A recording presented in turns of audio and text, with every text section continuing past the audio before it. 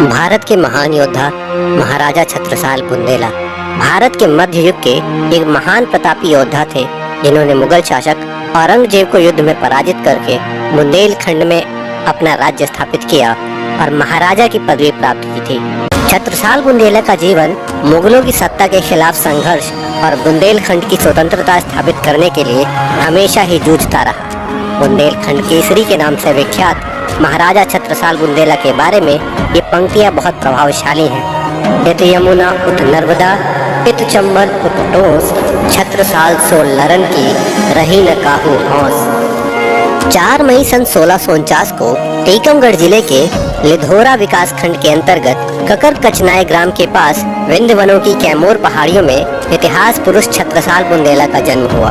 महाराजा छत्रसाल ओरछा के रुद्र प्रताप सिंह के वंशज थे। वन भूमि की गोद में जन्मे, वन देवों की छाया में पले वनराज के इस वीर का उद्गम ही तोपों, तलवार और रक्त प्रवाह के बीच हुआ।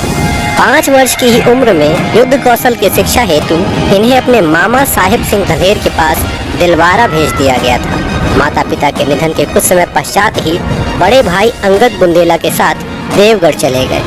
बाद में अपने पिता के वचन को पूरा करने के लिए छत्रसाल बुंदेला ने परमार वंश की कन्या देवकोरी से विवाह किया,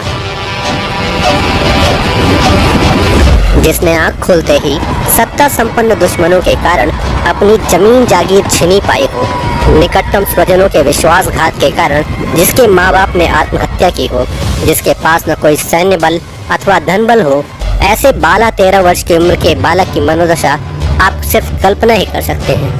परंतु उनके पास था राजपूताना शौर्य, संस्कार, बहादुर माँ बाप का अदम्य साहस और वीर भोग्य वसुंधरा का गहरा आत्मविश्वास।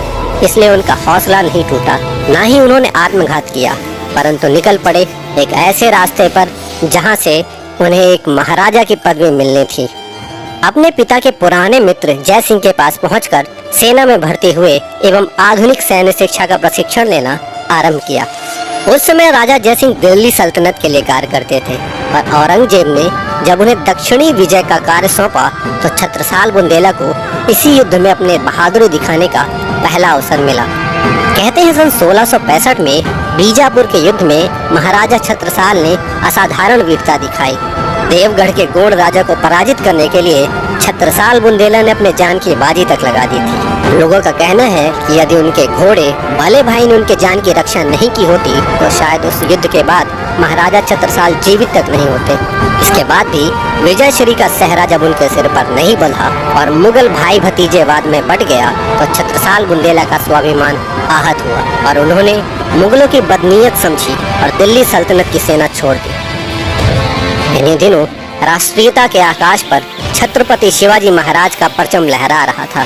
छत्रसाल दुखी तो थे ही, ऐसी परिस्थितियों में उन्होंने छत्रपति शिवाजी महाराज से मिलना ही उचित समझा और सन 1668 में दोनों राष्ट्रवीरों की जब भेंट हुई तो छत्रपति शिवाजी महाराज ने छत्रसाल बुंदेला को उनके उद्देश्यों, गुणों और परिस्थितियों का आभास कराते हुए स्वतंत्र राज्य